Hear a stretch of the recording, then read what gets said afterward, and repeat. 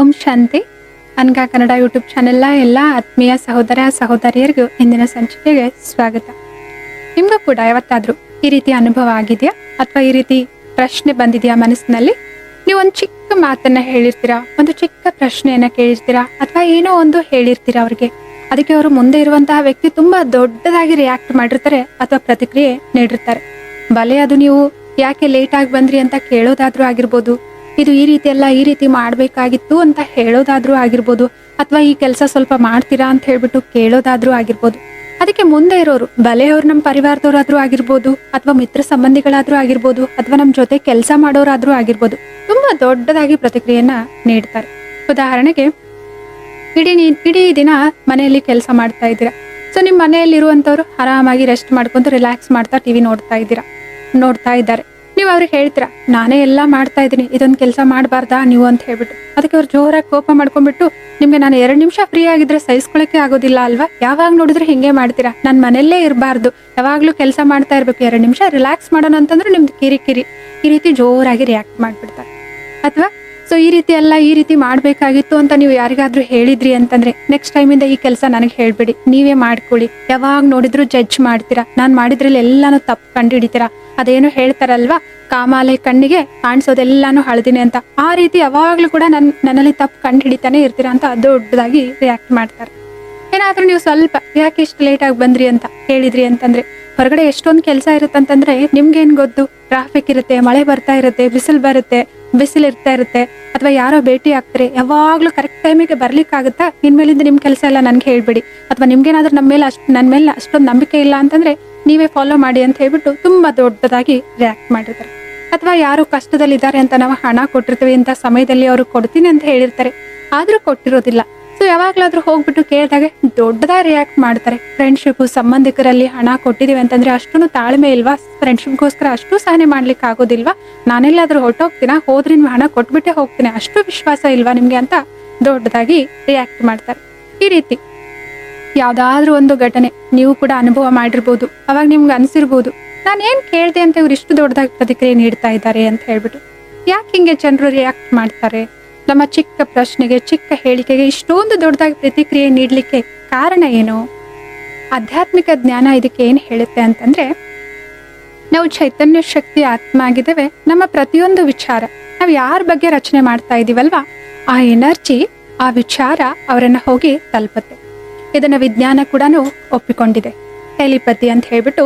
So ಹೇಗೆ ಕೆಲಸ ಮಾಡುತ್ತೆ ಅಂತಂದ್ರೆ, ನಾವು ಯಾರನ್ನಾದ್ರೂ, ನಿಮ್ಗೂ ಕೂಡ ಅನುಭವ ಇರುತ್ತೆ ಏನು ಅಂತಂದ್ರೆ, ನಾವು ಯಾರನ್ನಾದ್ರೂ 2 ದಿನದಿಂದ ನೆನೆಸ್ಕೊಳ್ತಾ ಇರ್ತೀವಿ, ಅವ್ರು ನಮ್ಗೆ ಕರೆ ಮಾಡ್ತಾರೆ, ಅಥವಾ ನಾವೇ ಇನ್ನೊಬ್ರಿಗೆ ಯಾರಿಗಾದ್ರೂ ಕರೆ ಮಾಡಿದಾಗ ಅವ್ರು ಹೇಳ್ತಾರೆ, 2 ದಿನದಿಂದ ನಿಮ್ಮನ್ನ ನೆನಪು ಮಾಡ್ಕೊಳ್ತಾ ಇದ್ದೆ, ಅಥವಾ ಈಗಲೇ ನಿಮ್ ನೆನಪು ಬಂತು, ಫೋನ್ ಮಾಡೋಣ ಅನ್ಕೊಳ್ತಾ ಇದ್ದೆ, ಅಷ್ಟ್ರಲ್ಲಿ ನೀವೇ ಕಾಲ್ ಮಾಡಿದ್ರಿ ಅಂತ. ಅಂದ್ರೆ ನಮ್ಮ ಸಂಕಲ್ಪ, ನಾವೇನು ಅವರನ್ನ ನೆನಪು ಮಾಡ್ಕೊಂಡ್ವಿ ಅಲ್ವಾ, ಆ ಸಂಕಲ್ಪ ಹೋಗ್ಬಿಟ್ಟು ಅವರನ್ನ ತಲುಪಿದೆ, ಅವ್ರಿಗೂ ಕೂಡ ನಮ್ಮ ನೆನಪಾಗಿದೆ. ಇದನ್ನ ವಿಜ್ಞಾನನು ಕೂಡ ಒಪ್ಪಿಕೊಳ್ಳುತ್ತೆ. ಸೊ ಅಂತಂದ್ರೆ, ನಾವು ಯಾರ ಬಗ್ಗೆನೇ ಯಾವುದೇ ಸಮಯದಲ್ಲಿ ಎಂಥದ್ದೇ ವಿಚಾರ ಮಾಡ್ತೀವಿ ಅಂತಂದ್ರೆ, ಆ ವಿಚಾರ, ಆ ಸಂಕಲ್ಪ ಹೋಗ್ಬಿಟ್ಟು ಅವರನ್ನ ತಲುಪುತ್ತೆ. ಬಲೆ ಅದು ನೆಗೆಟಿವ್ ಆದ್ರೂ ಆಗಿರ್ಬೋದು, ಬಲೆ ಅದು ಪಾಸಿಟಿವ್ ಆದ್ರೂ ಆಗಿರ್ಬೋದು, ಆ ಎನರ್ಜಿ ಅವರಿಗೆ ಅನುಭವ ಆಗುತ್ತೆ. ಇದನ್ನ ಯಾರು ಕ್ರಿಯೇಟ್ ಮಾಡಿದ್ರು ಅಂತ ಆ ಮೂಮೆಂಟ್ ಅವ್ರಿಗೆ ಅರ್ಥ ಆಗೋದಿಲ್ಲ, ಆದ್ರೆ ಏನ್ ಸಂಕಲ್ಪ ಮಾಡಿದೀವಿ ಅಂತಾನು ಅರ್ಥ ಆಗೋದಿಲ್ಲ. ಆದ್ರೆ ನೆಗೆಟಿವ್ ಇದೆಯಾ ಅದು ಪಾಸಿಟಿವ್ ಇದೆಯಾ ಅಂತ ಹೇಳ್ಬಿಟ್ಟು ಅವ್ರಿಗೆ ಅರ್ಥ ಆಗುತ್ತೆ. ಸೊ ಈ ಎಲ್ಲಾ ಉದಾಹರಣೆಗಳಲ್ಲಿ ಕೂಡ ಅವ್ರು ಯಾಕೆ ಅಷ್ಟೊಂದು ರಿಯಾಕ್ಟ್ ಮಾಡಿದ್ರು ಅಂತಂದ್ರೆ, ಅಥವಾ ನಮ್ಮ ಜೀವನದಲ್ಲಿ ಬೇರೆ ಯಾವುದೇ ಒಂದು ಉದಾಹರಣೆ ಅಥವಾ ಸನ್ನಿವೇಶ ಇದ್ರೂ ಕೂಡ ನಿಮ್ಗೂ ಅನಿಸ್ತಾ ಇದೆಯಾ, ಹಾ ಹೌದು, ಇವರು ನಾನು ಇಂಥ ಒಂದು ಚಿಕ್ಕ ಮಾತಿಗೆ ಇಷ್ಟು ದೊಡ್ಡದಾಗಿ ರಿಯಾಕ್ಟ್ ಮಾಡಿದ್ರು ಅಂತಂದ್ರೆ, ನಾವು ಸ್ವಲ್ಪ ಶಾಂತವಾಗಿ ಕುಳಿತುಕೊಂಡು ವಿಚಾರ ಮಾಡಿದ್ವಿ ಅಂತಂದ್ರೆ, ನಮ್ಮ ವಿಚಾರಗಳು, ನಮ್ಮ ಸಂಕಲ್ಪಗಳು ಆ ವ್ಯಕ್ತಿಯ ಬಗ್ಗೆ ಏನಿದ್ವು. ಒಂದ್ ವೇಳೆ ನಾವೇನಾದ್ರೂ ಅವ್ರು ಕೆಲಸ ಮಾಡ್ಬೇಕಾದ್ರೆ ಯಾವಾಗ್ಲೂ ಕೂಡ ಅವ್ರನ್ನ ಜಡ್ಜ್ ಮಾಡ್ತಾ ಇದ್ವಿ, ಇವ್ರು ಯಾವಾಗ್ಲೂ ಕೂಡ ತಮ್ಮ ಮನಸ್ಸಿನಂತೆನೆ ಕೆಲಸ ಮಾಡ್ತಾರೆ, ಇನ್ನೊಬ್ರ ಮಾತು ಕೇಳೋದೇ ಇಲ್ಲ, ಯಾವಾಗ್ಲೂ ಕೂಡ ಇದನ್ನ ಹಾಳು ಮಾಡೇ ಇಡ್ತಾರೆ, ಎಷ್ಟು ಹೇಳ್ತೇವೆ ಕಲಿಸ್ಕೊಡ್ತೇವೆ ಆದ್ರೂ ಕಲಿಸ್ಕೊಳ್ಳೋದಿಲ್ಲ, ಆದ್ರೂ ಅವ್ರಿಗೆ ಹೆಂಗ್ ಬರುತ್ತೆ ಹಂಗೆ ಮಾಡ್ಬಿಟ್ಟು ಇಟ್ಬಿಡ್ತಾರೆ, ಇವಾಗ್ಲೂ ಸರಿ ಮಾಡ್ತಾರೋ ಇಲ್ವೋ ಅಂತ ಹೇಳ್ಬಿಟ್ಟು ನಾವು ಪದೇ ಪದೇ ತುಂಬಾ ದಿನದಿಂದ ಅವ್ರ ಬಗ್ಗೆ ಜಡ್ಜ್ ಮಾಡ್ತಾ ಇದ್ವಿ, ನೆಗೆಟಿವ್ ಆಗಿ ಯೋಚನೆ ಮಾಡ್ತಾ ಇದ್ವಿ, ಇನ್ನೊಬ್ಬರ ಮುಂದೆ ಅವ್ರ ಬಗ್ಗೆ ಮಾತನಾಡ್ತಾ ಇದ್ವಿ ಅಂತಂದ್ರೆ, ಟೀಕೆ ಮಾಡ್ತಾ ಇದ್ವಿ ಅಂತಂದ್ರೆ, ಆ ಎಲ್ಲ ಎನರ್ಜಿ ಅವರಿಗೆ ದಿನಾಲು ಹೋಗಿ ತಲುಪ್ತಾ ಇರುತ್ತೆ. ಅವ್ರೇನ್ ನಮ್ಗೆ ಆ ಸಂದರ್ಭದಲ್ಲಿ ರಿಪ್ಲೈ ಮಾಡಿರೋದಿಲ್ಲ, ನಾವು ಅವ್ರ ಜೊತೆ ಮಾತನಾಡಿರೋದಿಲ್ಲ, ಕೇವಲ ವಿಚಾರ ಮಾಡ್ತಾ ಇದ್ವಿ, ಅವ್ರು ಸರಿಯಾಗಿ ಮಾಡ್ತಾ ಇಲ್ಲ ಅಂತ ಹೇಳ್ಬಿಟ್ಟು ನಕಾರಾತ್ಮಕವಾಗಿ, ಟೀಕಾತ್ಮಕವಾಗಿ ಅವ್ರಿಗೆ ಏನ್ ಮಾಡ್ತಾ ಇದ್ವಿ, ಅವ್ರ ಬಗ್ಗೆ ವಿಚಾರ ಮಾಡ್ತಾ ಇದ್ವಿ. ಅಥವಾ ಅವ್ರು ಲೇಟ್ ಆಗಿ ಬರ್ತಾ ಇದಾರೆ ಅಂತ ಗೊತ್ತಾದಾಗ ನಾವೇನ್ ಯೋಚನೆ ಮಾಡ್ತಿರ್ತೀವಿ ಅಂತಂದ್ರೆ, ಸೂಕ್ಷ್ಮವಾಗಿ ವಿಚಾರ ಮಾಡಿ ನೋಡಿದ್ವಿ ಅಂತಂದ್ರೆ, ಎಲ್ಲಿ ಹೋಗ್ತಾರೆ ಏನು, ಯಾವಾಗ್ಲೂ ಲೇಟಾಗೆ ಬರ್ತಾರೆ, ಏನ್ ಹೇಳೋದಿಲ್ಲ ಕೇಳೋದಿಲ್ಲ, ಮನಸ್ಸಿಗೆ ಬಂದಿದ್ದೇ ಮಾಡ್ತಾರೆ, ಎಷ್ಟು ಅಂತ ಹೇಳೋದು, ಯಾರು ಇವ್ರಿಗೆ ಹೇಳೋರೇ ಇಲ್ಲ. ಸೊ ಈ ರೀತಿ ಅವ್ರ ಮೇಲೆ ಸಂಶಯ ಪಡುವಂಥದ್ದು ಅಥವಾ ಇರಿಟೇಟ್ ಆಗುವಂಥದ್ದು ಅಥವಾ ಕೋಪ ಮಾಡ್ಕೊಂಡು ಅಥವಾ ಇನ್ನೊಬ್ರ ಮುಂದೆನೂ ಕೂಡ ಆ ನಕಾರಾತ್ಮಕ ವಿಚಾರವನ್ನ ನಾವು ಹೇಳಿರ್ತೇವೆ. ಯಾವಾಗ್ಲೂ ಲೇಟಾಗೆ ಬರ್ತಾರೆ, ಅದು ಗೊತ್ತಿಲ್ಲ ಎಲ್ಲಿ ಹೋಗ್ತಾರೆ ಅಂತ ಹೇಳ್ಬಿಟ್ಟು ಈ ರೀತಿ ಅವ್ರ ಬಗ್ಗೆ ನೆಗೆಟಿವ್ ಆಗಿ ತುಂಬಾ ದಿನದಿಂದ ನಾವು ಸಂಕಲ್ಪ ಮಾಡ್ತಿರ್ತೇವೆ ಅಥವಾ ಇನ್ನೊಬ್ರ ಮುಂದೆನೂ ಮಾತನಾಡ್ತಿರ್ಬೋದು. ಅಥವಾ ಯಾವಾಗ್ಲೂ ಕೂಡ ಮನೆ ಕೆಲಸ ಎಲ್ಲ ಮಾಡ್ತಾ ಇರ್ತೇವೆ ಅಥವಾ ಮನೆಯಲ್ಲಿ ಇರುವಂತವ್ರು ಅವ್ರು ಆರಾಮಾಗಿ ತಮ್ಮ ಕೆಲಸ ಮಾಡ್ಬಿಟ್ಟು ರಿಲ್ಯಾಕ್ಸ್ ಆಗಿರೋ ಟೈಮಲ್ಲಿ ಟಿವಿ ನೋಡ್ತಿರ್ಬೋದು, ಮೊಬೈಲ್ ನೋಡ್ತಾ ಇರ್ಬೋದು. ಆದ್ರೆ ನಾವು ಕೆಲಸ ಮಾಡ್ತಾನೆ ಅವ್ರ ಬಗ್ಗೆ ಈ ರೀತಿ ಯೋಚನೆ ಮಾಡಿರ್ತೇವೆ ಗೊತ್ತಿಲ್ದೇನೆ ಅಥವಾ ಆಟೋಮೆಟಿಕ್ ಆಗಿನೇ ಯಾವಾಗ್ಲೂ ನಾನೇ ಕೆಲಸ ಮಾಡ್ಬೇಕು, ಕೆಲ್ಸಕ್ಕೂ ಹೋಗ್ಬೇಕು, ಮನೇಲಿ ಅಡ್ಗೆನೂ ಮಾಡ್ಬೇಕು ಮತ್ತೆ ಕೆಲಸನೂ ಮಾಡ್ಬೇಕು. ಇವ್ರಾದ್ರೆ ಆರಾಮಾಗಿ ಟಿವಿ ನೋಡ್ತಾರೆ, ತಮ್ಮ ಕೆಲಸ ಮಾಡ್ತಾರೆ, ನಿದ್ರೆ ಬಂದ್ರೆ ಮಲ್ಕೊಳ್ತಾರೆ, ನಾನೊಬ್ಳೇ ಈ ಮನೇಲಿ ಎಲ್ಲಾ ಮಾಡ್ಬೇಕು, ನನ್ಗೆ ಬೆಲೆನೇ ಇಲ್ಲ, ಈ ಮನೇಲಿ ನಾನು ಕೆಲಸದೊಳತರ ಹಾಗೆ ಹೀಗೆ ಅಂತ ಸಿಕ್ಕಾಪಟ್ಟೆ ಯೋಚನೆ ಮಾಡ್ಬಿಟ್ಟಿರ್ತೇವೆ. ಸೊ ಅವ್ರಿಗೆ ಏನು ಹೇಳಿರಲ್ಲ, ನಾವು ಪದೇ ಪದೇ ಈ ರೀತಿ ತುಂಬಾ ಸಮಯದಿಂದ ನಾವು ಯೋಚನೆ ಮಾಡಿರ್ತೀವಿ ಅವ್ರ ಬಗ್ಗೆ. ಅಥವಾ ದುಡ್ಡು ಕೊಟ್ಟಿದ್ದೇವೆ ಅಂತಂದ್ರೆ ಅವಾಗ್ಲೂ ಕೂಡ ಸಂಕಲ್ಪ ಮಾಡಿರ್ತೀವಿ, ಇವ್ರು ಕೊಡ್ತಾರೋ ಇಲ್ವೋ ಗೊತ್ತಿಲ್ಲ, ಕೊಡ್ಲಿಲ್ಲ ಅಂತಂದ್ರೆ ಏನ್ ಮಾಡೋದು. ಸೊ ಎಷ್ಟೋ ಜನರಿಗೆ ನಾನು ದುಡ್ಡು ಕೊಟ್ಟಿದ್ದೀನಿ, ಸರಿಯಾಗಿ ಅವ್ರು ಯಾರು ವಾಪಸ್ ಕೊಟ್ಟಿಲ್ಲ, ಅವ್ರ ತರ ಇವರು ನನಗೆ ವಾಪಸ್ ಕೊಡ್ಲಿಲ್ಲ ಅಂತಂದ್ರೆ ಸುಮ್ಮನೆ ಕೊಟ್ಟು ಸಿಕ್ಕಾಕೊಂಡ್ಬಿಟ್ಟೆ ಅನ್ಸುತ್ತೆ, ನಾನು ಸಂಬಂಧದಲ್ಲಿ ದುಡ್ಡು ಕೊಡ್ಲೇಬಾರ್ದಾಗಿತ್ತು. ಈ ರೀತಿ ತುಂಬಾ ಅವ್ರ ಬಗ್ಗೆ ಒಂದು ಸಂಶಯ, ಒಂದು ಅಪನಂಬಿಕೆ, ಒಂದು ನಕಾರಾತ್ಮಕವಾದ ಯೋಚನೆಗಳನ್ನ ನಾವು ಮಾಡಿರ್ತೇವೆ ಮತ್ತೆ ಇನ್ನೊಬ್ರ ಮುಂದೆ ಮಾತಾಡಿರ್ಬೋದು. ಇದೆಲ್ಲ ಏನು ತುಂಬಾ ದಿನದಿಂದ ಅವ್ರ ಬಗ್ಗೆ ಈ ರೀತಿ ಪದೇ ಪದೇ ನಕಾರಾತ್ಮಕವಾಗಿ ವ್ಯರ್ಥವಾಗಿ ವಿಚಾರ ಮಾಡ್ತಿದೀವಲ್ವಾ, ಇದೆಲ್ಲಾನು ಹೋಗಿ ಅವ್ರಿಗೆ ಆ ಸಮಯದಲ್ಲಿ ತಲುಪ್ತಾ ಇತ್ತು. ಆದ್ರೆ ಇವತ್ತು ನಾವು ಒಂದು ಸಣ್ಣ ಮಾತನ್ನ ಅವ್ರಿಗೆ ಕೇಳಿದ್ವಿ, ಯಾಕೆ ಲೇಟ್ ಆಗಿ ಬಂದ್ರಿ ಅಂತ. ಅವ್ರೇನ್ ನಮ್ಗೆ ರಿಯಾಕ್ಟ್ ಮಾಡಿದ್ರಲ್ವಾ, ಪ್ರತಿಕ್ರಿಯೆ ನೀಡಿದ್ರಲ್ವಾ, ನಮಗೆ ಸಣ್ಣ ಮಾತಿಗೆ ಅವ್ರು ಮಾಡ್ಲಿಲ್ಲ. ಇಲ್ಲಿವರೆಗೂ ನಾವು ಅವ್ರ ಬಗ್ಗೆ ಏನ್ ವಿಚಾರ ಮಾಡಿದ್ವಲ್ವಾ, ಅದೆಲ್ಲಾನು ಕೂಡ ಇಷ್ಟು ದೊಡ್ಡದಾಗಿರುವಂತಹ ಪ್ರತಿಕ್ರಿಯೆ ರೂಪದಲ್ಲಿ ವಾಪಸ್ ಬಂತು. ಅಂತಂದ್ರೆ ಇವತ್ತು ಅವ್ರು ನಮ್ಗೆ ಪ್ರತಿಕ್ರಿಯೆ ನೀಡ್ತಾ ಇರೋದು ನಮ್ಮ ಆ ಚಿಕ್ಕ ಮಾತಿಗಲ್ಲ, ನಮ್ಮ ವಿಚಾರಕ್ಕಾಗಿ. ನಾವೇನು ಅವ್ರ ಬಗ್ಗೆ ಸಂಕಲ್ಪಗಳನ್ನ ತುಂಬಾ ಸಮಯದಿಂದ ಏನು ನೆಗೆಟಿವ್ ಆಗಿ ವ್ಯರ್ಥವಾಗಿ ಮಾಡ್ತಾ ಇದ್ವಲ್ವಾ, ಅದೆಲ್ಲಾನು ಕೂಡ ಅವರ ಪ್ರತಿಕ್ರಿಯೆ ರೂಪದಲ್ಲಿ, ಅವರ ರಿಪ್ಲೈನ ರೂಪದಲ್ಲಿ, ರಿಯಾಕ್ಟ್ನ ರೂಪದಲ್ಲಿ ಇವತ್ತು ಬಂತು. ಅಂತಂದ್ರೆ ಈ ಎನರ್ಜಿ ಅನ್ನೋದು ಈ ರೀತಿ ಸೂಕ್ಷ್ಮವಾಗಿ ಕೆಲಸ ಮಾಡ್ತಿರುತ್ತೆ. ಇದ್ರ ಬಗ್ಗೆ ಒಂದು ಕಾಲ್ಪನಿಕ ಕಥೆ ಅಂತಾನೆ ನಾವು ಹೇಳ್ಬೋದು. ಒಂದು ಕಥೆಯನ್ನ ನೋಡೋದಾದ್ರೆ, ಒಂದು ಊರಿನಲ್ಲಿ ಒಬ್ಬ ವ್ಯಕ್ತಿ ಶ್ರೀಗಂಧದ ಕಟ್ಟಿಗೆಯನ್ನ ಕಡಿದ್ಬಿಟ್ಟು ಮಾರ್ತಾ ಇದ್ರು.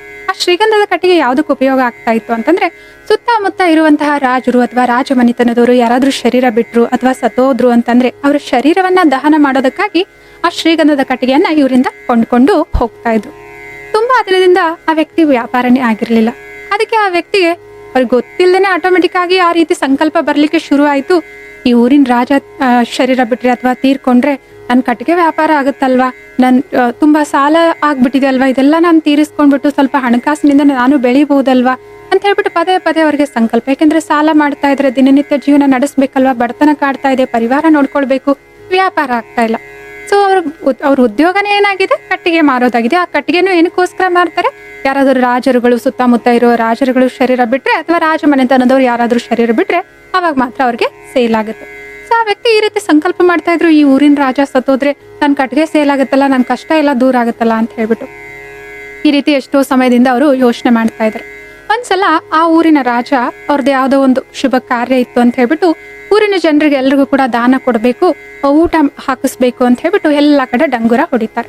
ಎಲ್ಲಾ ಪ್ರಜೆಗಳು ಕೂಡ ಬರ್ತಾರೆ, ಅರಮನೆಯಲ್ಲಿ ಬಂದ್ಬಿಟ್ಟು ಊಟ ಮಾಡ್ತಾರೆ. ಆಮೇಲೆ ರಾಜನನ್ನ ಭೇಟಿ ಆಗ್ಬಿಟ್ಟು ರಾಜನ ಕೈಯಿಂದ ದಾನ ತೆಗೆದುಕೊಳ್ಬೇಕು ಅಂತ ಹೇಳ್ಬಿಟ್ಟು ಒಬ್ಬೊಬ್ಬರ ಸಾಲಲ್ಲಿ ಬಂದ್ಬಿಟ್ಟು ಹೋಗ್ತಾ ಇರ್ತಾರೆ. ರಾಜ ಅವರು ಕೂಡ ಬಹಳ ಖುಷಿಯಿಂದ ಪ್ರಜೆಗಳನ್ನ ಭೇಟಿ ಆಗ್ತಾ ಪ್ರತಿಯೊಬ್ಬರಿಗೂ ಕೂಡ ದಾನವನ್ನ ಕೊಡ್ತಾ ಇರ್ತಾರೆ. ಯಾವಾಗ ಈ ವ್ಯಕ್ತಿ ರಾಜನ ಮುಂದೆ ಬರ್ತಾರಲ್ವಾ, ಅವಾಗ ರಾಜನ ಮನಸ್ಸಲ್ಲಿ ಸಿಕ್ಕಾಪಟ್ಟೆ ಕೋಪ ಬರುತ್ತೆ. ಸೊ ಅವ್ರಿಗೆ ಎಷ್ಟು ಕೋಪ ಬರುತ್ತೆ ಅಂತಂದ್ರೆ, ಸೈನಿಕರನ್ನ ಕರೆದ್ಬಿಟ್ಟು ಈ ವ್ಯಕ್ತಿಯನ್ನ ಹೋಗ್ಬಿಟ್ಟು ಗಲ್ಲಿಗೇರಿಸಿ ತಕ್ಷಣ ಅಂತ ಆರ್ಡರ್ ಕೊಡುವಷ್ಟು, ಆಜ್ಞೆ ಕೊಡುವಷ್ಟು ಕೋಪ ಬರುತ್ತೆ ಅವ್ರಿಗೆ. ರಾಜನ್ಗೆ ತುಂಬಾ ಆ ಕೋಪವನ್ನ ನಿಯಂತ್ರಣ ಮಾಡ್ಕೊಂಡ್ಬಿಟ್ಟು ಆ ವ್ಯಕ್ತಿಗೆ ದಾನ ಕೊಡ್ತಾರೆ. ತಕ್ಷಣ ಅಲ್ಲೇ ಇರುವಂತಹ ರಾಜಗುರುವನ್ನ ಕರೀತಾರೆ. ಈ ವ್ಯಕ್ತಿಯನ್ನ ನೋಡಿದ ತಕ್ಷಣ ನನಗೆ ಸಿಕ್ಕಾಪಟ್ಟೆ ಕೋಪ ಬಂತು, ನಾನು ಶಾಂತವಾಗೇ ಇದ್ದೆ ಮೊದ್ಲು, ಇವರನ್ನ ತಕ್ಷಣ ಒಯ್ದ್ಬಿಟ್ಟು ಗಲ್ಲಿಗೇರಿಸಿ ಅಂತ ಆಜ್ಞೆ ಕೊಡುವಷ್ಟು ನನಗೆ ಕೋಪ ಬಂತು, ಏನಿದರ ರಹಸ್ಯ ಗುರುಗಳೇ ಅಂತ ಹೇಳ್ಬಿಟ್ಟು ಹೇಳ್ತಾರೆ. ಆಗ ಗುರುಗಳು ಕೂಡ ಅವ್ರಿಗೂ ಆಶ್ಚರ್ಯ ಅನ್ಸುತ್ತೆ. ಆಮೇಲೆ ಆ ವ್ಯಕ್ತಿಯ ಜೀವನ ಏನಿದೆ ಅಂತ ಹೇಳ್ಬಿಟ್ಟು, ಅವ್ರ ಪರಿಸ್ಥಿತಿ ಏನಿದೆ ಅಂತ ಹೇಳ್ಬಿಟ್ಟು ವಿಚಾರಿಸ್ತಾರೆ ಆ ಗುರುಗಳು.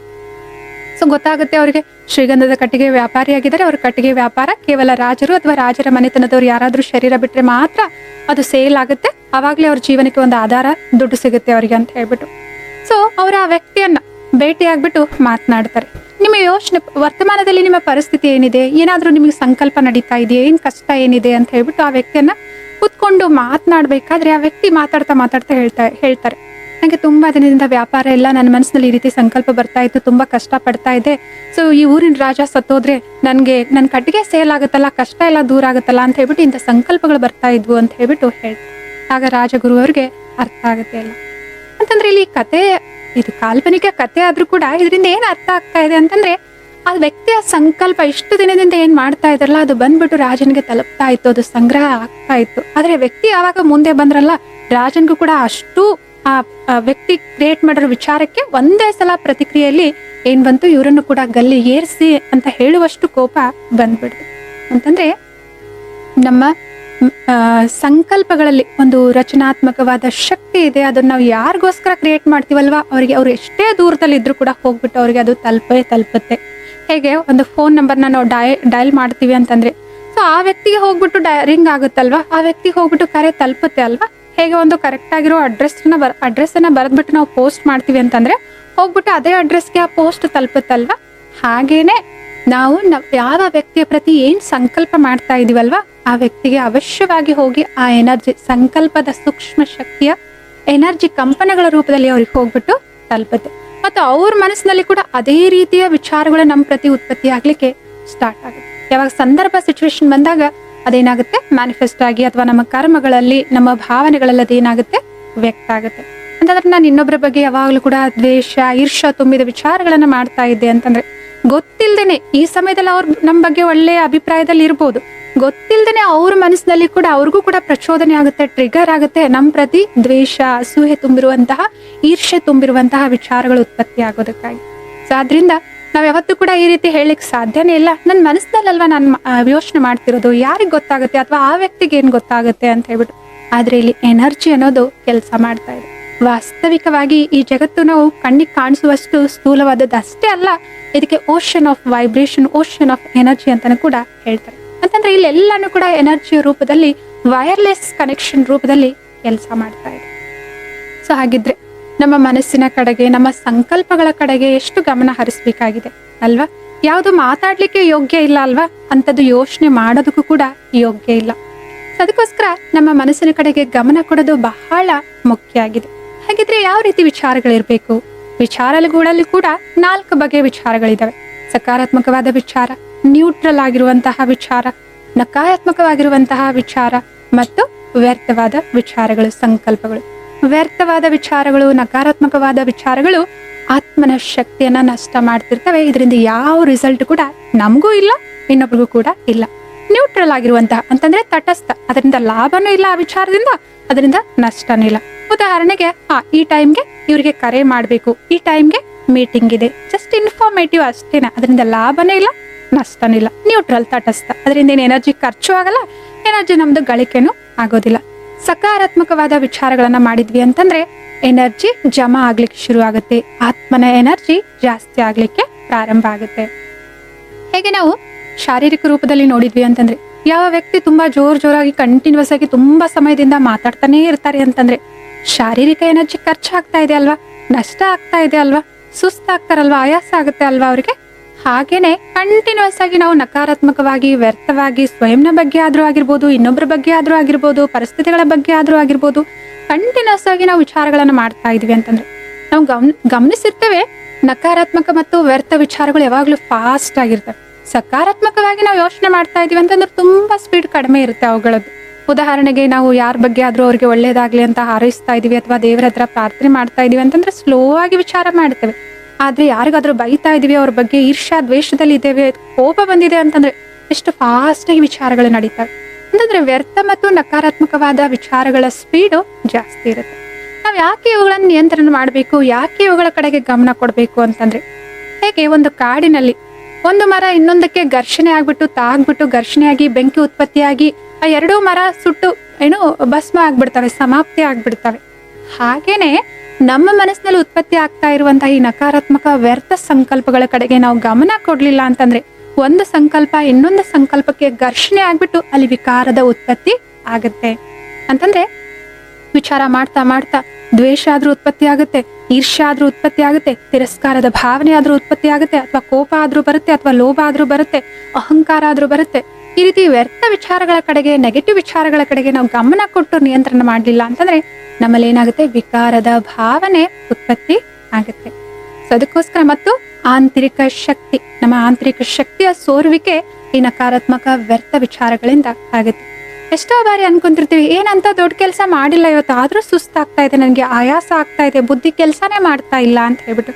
ಸೊ ಅವಾಗ ನಾವು ಸ್ವಲ್ಪ ಗಮನ ಕೊಟ್ವಿ ಅಂತಂದ್ರೆ ಅವತ್ತು ಯಾವುದೋ ವಿಷಯದ ಪ್ರತಿ, ಯಾವುದೋ ಸಿಚುವೇಶನ್ ಪ್ರತಿ ಅಥವಾ ವ್ಯಕ್ತಿಯ ಪ್ರತಿ ತುಂಬಾ ನೆಗೆಟಿವ್ ಆಗೋ ವ್ಯರ್ಥವಾಗಿ ಯೋಚನೆ ಮಾಡ್ಬಿಟ್ಟು ನಮ್ಮ ಶಕ್ತಿಯನ್ನ ನಾವು ಖಾಲಿ ಮಾಡ್ಕೊಂಡಿರ್ತೀವಿ. ಈ ಆಂತರಿಕ ಶಕ್ತಿ ನಮ್ಗೆ ಯಾಕೆ ಬೇಕಾಗಿದೆ? ಇದು ನಾವು ವ್ಯರ್ಥ ಯಾಕೆ ಮಾಡ್ಕೊಳ್ಬಾರ್ದು? ಇದರ ಸಂರಕ್ಷಣೆ ನಾವು ಯಾಕೆ ಮಾಡ್ಬೇಕಾಗಿದೆ? ಯಾಕೆ ಅಂತಂದ್ರೆ ನಮ್ಮ ಜೀವನದಲ್ಲಿ ಏನೇ ಪರಿಸ್ಥಿತಿ ಬಂದ್ರು, ಸನ್ನಿವೇಶ ಬಂದ್ರು, ಸವಾಲು ಬಂದ್ರು, ಕಷ್ಟ ಬಂದ್ರು ಕೂಡ ಎದುರಿಸೋದಕ್ಕೆ ಆಂತರಿಕ ಶಕ್ತಿನೇ ನಮ್ಗೆ ಬೇಕಾಗಿದೆ. ಯಾವಾಗ ಆಂತರಿಕವಾಗಿ ನಾವು ಶಕ್ತಿಶಾಲಿ ಆಗಿರ್ತೀವಲ್ವಾ, ಬಾಹ್ಯದ ಪರಿಸ್ಥಿತಿಗಳು ನಮ್ಗೆ ಚಿಕ್ಕದಾಗಿ ಕಾಣಿಸ್ತವೆ. ಅದನ್ನ ಎದುರಿಸ್ಲಿಕ್ಕೆ ಧೈರ್ಯ ಅನ್ನೋದು ನಮ್ಮಲ್ಲಿರುತ್ತೆ. ಇಲ್ಲ ಅಂತಂದ್ರೆ ನಾವೇ ಸುಸ್ತಾಗಿದ್ದೇವೆ, ಆಯಾಸಗೊಂಡಿದ್ದೇವೆ ಮಾನಸಿಕವಾಗಿ ಅಂತಂದ್ರೆ ಚಿಕ್ಕ ಮಾತು ಕೂಡ ತುಂಬಾ ಭಾರ ಅನಿಸ್ಲಿಕ್ಕೆ ನಮ್ಗೆ ಕಾಣಿಸುತ್ತೆ, ತುಂಬಾ ಭಾರ ಅನಿಸ್ಲಿಕ್ಕೆ ಪ್ರಾರಂಭ ಆಗುತ್ತೆ. ಯಾಕಂದ್ರೆ ಶಕ್ತಿ ಇಲ್ಲ ಅಲ್ವಾ. ಒಬ್ಬ ಬಲಹೀನ ವ್ಯಕ್ತಿಯ ಮೇಲೆ ಒಂದು ದೊಡ್ಡ ಮೂಟೆಯನ್ನ ನೀವು ತಲೆ ಮೇಲೆ ಇಟ್ರೆ ಅವ್ರಿಗೆ ತಡ್ಕೊಳಿಕ್ ಆಗಲ್ಲ, ಬಿದ್ದೋಗ್ಬಿಡ್ತಾರೆ ಅವರು. ಹಾಗೇನೆ ಆಂತರಿಕವಾಗಿ ಶಕ್ತಿ ಇಲ್ಲದೆ ಇರುವಂತಹ ವ್ಯಕ್ತಿಯ ಮುಂದೆ ಅಥವಾ ವ್ಯಕ್ತಿಯ ಜೀವನದಲ್ಲಿ ಏನೇ ಪರಿಸ್ಥಿತಿ ಬಂದ್ರು ಅವ್ರಿಗೆ ಎದುರಿಸ್ಲಿಕ್ಕೆ ಆಗೋದಿಲ್ಲ. ಅವ್ರ ಜೀವನನೇ ಬಿಟ್ಟು ಕೊಡ್ಬೇಕು ಅನ್ನುವಷ್ಟು ಕಠಿಣ ನಿರ್ಧಾರ ತೆಗೆದುಕೊಂಡ್ ಬಿಡ್ತಾರೆ. ಯಾಕಂದ್ರೆ ಶಕ್ತಿ ಇಲ್ಲ. ಆ ಶಕ್ತಿ ಹೇಗೆ ಖರ್ಚಾಗ್ತಾ ಇದೆ? ನಮ್ಮ ನಕಾರಾತ್ಮಕ ವ್ಯರ್ಥ ಸಂಕಲ್ಪಗಳಲ್ಲಿ ಖರ್ಚಾಗ್ತಾ ಇದೆ. ಹಾಗಿದ್ರೆ ಏನ್ ಮಾಡ್ಬೇಕು? ನಮ್ಮ ಆಂತರಿಕ ಶಕ್ತಿಯನ್ನ ನಾವು ಸಂರಕ್ಷಣೆ ಮಾಡ್ಕೊಳ್ಬೇಕು, ಉಳಿಸ್ಕೊಳ್ಬೇಕು, ಜಮಾ ಮಾಡ್ಕೊಳ್ಬೇಕು, ಹೆಚ್ಚಿಗೆ ಮಾಡ್ಕೊಳ್ಬೇಕು ಅಂತಂದ್ರೆ ಏನ್ ಮಾಡ್ಬೇಕು? ಸಕಾರಾತ್ಮಕವಾಗಿ, ಪಾಸಿಟಿವ್ ಆಗಿ ಥಿಂಕ್ ಮಾಡ್ಬೇಕಾಗಿದೆ, ವಿಚಾರ ಮಾಡ್ಬೇಕಾಗಿದೆ, ಕಾನ್ಸಿಯಸ್ ಆಗಿ ಈ ಅಭ್ಯಾಸವನ್ನ ರೂಢಿಸ್ಕೊಳ್ಬೇಕಾಗಿದೆ. ಸಕಾರಾತ್ಮಕವಾಗಿ ಯೋಚನೆ ಮಾಡೋದಂತಂದ್ರೆ ಏನು? ಉದಾಹರಣೆಗೆ ನಾನೆಲ್ಲೋ ಒಂದು ಕೆಲ್ಸಕ್ಕೆ ಹೊರಗಡೆ ಹೋಗ್ತಾ ಇದ್ದೀನಿ. ಸೊ ನಾನು ಈ ರೀತಿ ವಿಚಾರ ಮಾಡ್ತೇನೆ, ನಾನು ಎಲ್ಲಿ ಹೋಗ್ತಾ ಇದ್ದೀನಲ್ವಾ ಅಲ್ಲಿ ಆನ್ ಟೈಮ್ ಸರಿಯಾದ ಸಮಯಕ್ಕೆ ನಾನು ತಲುಪ್ತೇನೆ. ಮತ್ತೆ ಯಾವ ವ್ಯಕ್ತಿಯನ್ನ ಭೇಟಿ ಆಗ್ಬೇಕಾಗಿದೆ ಆ ವ್ಯಕ್ತಿನೂ ಕೂಡ ಅಲ್ಲಿ ಅವೈಲೇಬಲ್ ಇರ್ತಾರೆ. ಮತ್ತೆ ಅವ್ರ ಜೊತೆ ಭೇಟಿ ಆಗ್ತೇನೆ, ನಾನು ಈ ರೀತಿಯ ಸಂಭಾಷಣೆಯನ್ನ ಮಾಡ್ತೇನೆ, ಮಾತುಕತೆ ಮಾಡ್ತೇನೆ, ಅವರು ಕೂಡ ಈ ರೀತಿ ನನಗೆ ಸಕಾರಾತ್ಮಕವಾಗಿನೇ ರಿಪ್ಲೈ ಮಾಡ್ತಾರೆ. ನಾನು ಯಾವ ಕೆಲ್ಸಕ್ಕೆ ಹೋಗಿರ್ತೀನಲ್ವಾ ಆ ಕೆಲಸ ಆಗುತ್ತೆ, ನಾನು ಮತ್ತೆ ಖುಷಿಯಿಂದ ಆನ್ ಟೈಮ್ ಮನೆಗೆ ಬಂದು ತಲುಪ್ತೇನೆ. ಈ ರೀತಿ ವಿಚಾರ ಮಾಡೋದೇ ಸಕಾರಾತ್ಮಕವಾಗಿ ವಿಚಾರ ಮಾಡೋದಂತ ಅರ್ಥನ? ಎಲ್ಲೋ ಒಂದ್ ಕಡೆ ಇದರಲ್ಲಿ ನನಗೆ ಎಕ್ಸ್ಪೆಕ್ಟೇಷನ್ ಇದೆ ಅಂತ ಅರ್ಥ ಅಲ್ವಾ? ಅಂತಂದ್ರೆ ಸಿಚುವೇಶನ್ ಇಂದ, ವ್ಯಕ್ತಿಯಿಂದ ನಾನು ಅನ್ಕೊಂಡಂಗೆ ಆಗ್ಬೇಕು ಅಂತ ಹೇಳ್ಬಿಟ್ಟು ನಾವ್ ಏನ್ ಮಾಡ್ತಾ ಇದ್ವಿ, ಬೆಸ್ಟ್ ಅನ್ನ ಏನ್ ಮಾಡ್ತಾ ಇದ್ವಿ, ಸಿಚುವೇಶನ್ ವ್ಯಕ್ತಿಯಿಂದ ಎಕ್ಸ್ಪೆಕ್ಟ್ ಮಾಡ್ತಾ ಇದ್ವಿ. ಸೊ ಎಕ್ಸ್ಪೆಕ್ಟ್ ಮಾಡೋದ್ರಿಂದ ನಮ್ಮೆಲ್ರಿಗೂ ಗೊತ್ತಿದೆ ನಿರಾಶೆ, ಹತಾಶೆ, ನೋವು, ದುಃಖ ಹಾಗೆ ಆಗುತ್ತೆ. ಯಾಕಂದ್ರೆ ಎಕ್ಸ್ಪೆಕ್ಟೇಷನ್ ಯಾವಾಗ್ಲೂ ಕೂಡ ಫುಲ್ಫಿಲ್ ಆಗೋದಿಲ್ಲ ಅಲ್ವಾ? ಹಾಗಿದ್ರೆ ಏನು ಸಕಾರಾತ್ಮಕವಾಗಿ ಯೋಚನೆ ಮಾಡೋದು ಅಂತಂದ್ರೆ?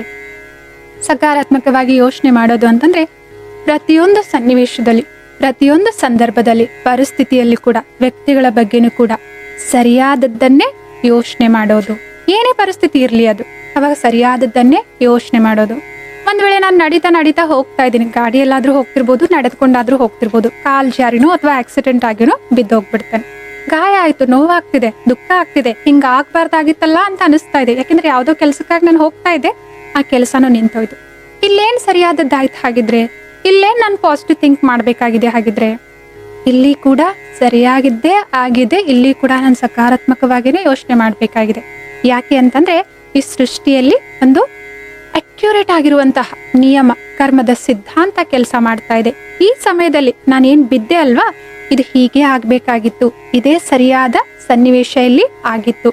ಸೊ ಇದನ್ನ ನಾವು ಅಕ್ಸೆಪ್ಟ್ ಮಾಡಿದ್ವಿ, ಸರಿ ಆಯ್ತಲ್ವಾ, ಇವಾಗ ನಾನು ಎದ್ಬಿಟ್ಟು ಏನ್ ಮಾಡ್ಬೇಕಾಗಿದೆ, ಈ ಕೆಲಸವನ್ನ ನಾನು ಬರ್ಲಿಕ್ಕೆ ಆಗಲ್ಲ ಅಂತ ಆದ್ರೂ ಅವ್ರಿಗೆ ಫೋನ್ ಮಾಡ್ಬಿಟ್ಟು ಹೇಳ್ಬೇಕಾಗಿದೆ, ಅಥವಾ ನಾನು ಲೇಟ್ ಆಗಿ ರೀಚ್ ಆಗ್ತೀನಿ ಅಂತಂದ್ರೆ ಲೇಟ್ ಆಗಿ ಬರ್ತೀನಿ ಅಂತ ಆದ್ರೂ ಹೇಳ್ಬೇಕಾಗಿದೆ ಅಂತ ಹೇಳ್ಬಿಟ್ಟು ನಾವು ನೆಕ್ಸ್ಟ್ ಥಾಟ್ ಅನ್ನ ಕ್ರಿಯೇಟ್ ಮಾಡ್ತೀವಿ. ಇಲ್ಲ ಅಂತಂದ್ರೆ ಈ ಸಿಚುವೇಶನ್ ಅನ್ನ ಅಸಿಸ್ಟ್ ಮಾಡ್ತಾ, ತಿರಸ್ಕಾರ ಮಾಡ್ತಾ, ಬೇಜಾರಾಗ್ತಾ ಇಲ್ಲೇ ಉಳಿದ್ಕೊಂಡ್ ಬಿಡ್ತೇವೆ. ಅಂತಂದ್ರೆ ಪರಿಸ್ಥಿತಿ ಏನಾದ್ರೂ ಇರ್ಲಿ, ಅದ್ರ ಬಗ್ಗೆ ಎಲ್ಲಾ ಸಂದರ್ಭದಲ್ಲಿ ಕೂಡ ನಾವು ಪಾಸಿಟಿವ್ ಆಗಿ ಯೋಚನೆ ಮಾಡೋದು. ಇನ್ನೊಂದು ಉದಾಹರಣೆ ನೋಡೋದಾದ್ರೆ, ನಾವು ಯಾವುದೋ ಒಂದು ಮೀಟಿಂಗ್ ಅಟೆಂಡ್ ಆಗ್ತಾ ಇದೀವಿ. ಸೊ ಪಾಸಿಟಿವ್ ಆಗಿ ಏನು ಯೋಚನೆ ಮಾಡಿದ್ವಿ, ಇವತ್ತು ಮೀಟಿಂಗ್ ಅಲ್ಲಿ ನಾನು ಇದು ಎಲ್ಲ ಪ್ರೆಸೆಂಟೇಷನ್ ಕೊಡ್ತೇನೆ, ಕ್ಲೈಂಟ್ ಕೂಡ ಅಗ್ರಿ ಆಗ್ತಾರೆ ನನ್ನ ಪ್ಲಾನ್ಗೆ, ಇದೇ ಪ್ಲಾನ್ ಪ್ರಕಾರ ನಾನು ಕೆಲಸ ಮಾಡಿದೆ ಅಂತಂದ್ರೆ ಇಷ್ಟು ಅವಧಿಯಲ್ಲಿ ಈ ಪ್ರಾಜೆಕ್ಟ್ ಅನ್ನ ನಾನು ಮಾಡಿ ಮುಗಿಸ್ಬೋದು ಅಂತ ಹೇಳ್ಬಿಟ್ಟು ನಾನು ಪಾಸಿಟಿವ್ ಆಗಿ ಯೋಚನೆ ಮಾಡಿ ಹೋಗಿದ್ದೇನೆ, ಮೀಟಿಂಗ್ ಅಟೆಂಡ್ ಆಗ್ತೇನೆ. ಆದ್ರೆ ಅವರೆಲ್ಲ ನನ್ನ ಮಾತು ಕೇಳ್ತಾನೆ ಮಿಡಲೇ ನನ್ನ ಮಾತನ್ನ ಕಟ್ ಮಾಡ್ತಾ ಇದ್ದಾರೆ ಮತ್ತು ಅವ್ರಿಗೆ ಇರುವಂತಹ ಒಪಿನಿಯನ್ ಅನ್ನ ಹೇಳ್ತಾ ಇದ್ದಾರೆ. ಕಂಪ್ಲೀಟ್ ಆಗಿ ಅಲ್ಲಿ ರಿಕ್ವೈರ್ಮೆಂಟ್ ಚೇಂಜ್ ಆಯ್ತು. ಅವ್ರು ಕೊಟ್ಟಿರುವಂತಹ ರಿಕ್ವೈರ್ಮೆಂಟ್ ಈ ಏನ್ ಅವಧಿ ಕೊಟ್ಟಿದ್ವಲ್ಲ ಇದರಲ್ಲಿ ಮುಗಿಲಿಕ್ಕೆ ಸಾಧ್ಯ ಇಲ್ಲ, ಓವರ್ ಬರ್ಡನ್ ಅನಿಸ್ತಾ ಇದೆ ನನ್ಗೆ, ಇವಾಗ ಕಂಪ್ಲೀಟ್ ಆಗಿ ಅಪೋಸಿಟ್ ಆಗೋಯ್ತು.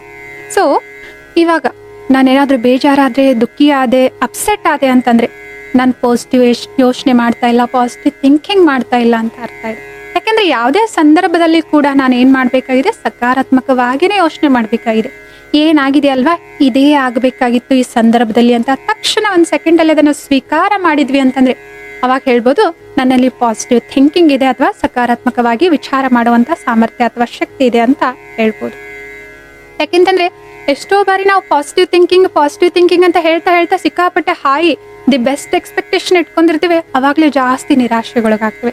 ಸೊ ಈವನ್ ಮಕ್ಕಳ ಬಗ್ಗೆನೇ ಆಗ್ಲಿ, ನನ್ನ ಮಗು ಚೆನ್ನಾಗಿ ಸ್ಟಡಿ ಮಾಡ್ಬಿಟ್ಟು ಇಷ್ಟು ರ್ಯಾಂಕ್ ಗಳಿಸ್ಲಿ ಅಂತ ಹೇಳ್ಬಿಟ್ಟು ಒಳ್ಳೆ ಸಂಕಲ್ಪನೆ ಇದೆ, ಆದ್ರೆ ಎಕ್ಸ್ಪೆಕ್ಟೇಷನ್ ರೂಪದಲ್ಲಿ ಏನ್ ಮಾಡ್ತಾ ಇದೀವಿ, ಇಟ್ಕೊಳ್ತಾ ಇದೀವಿ.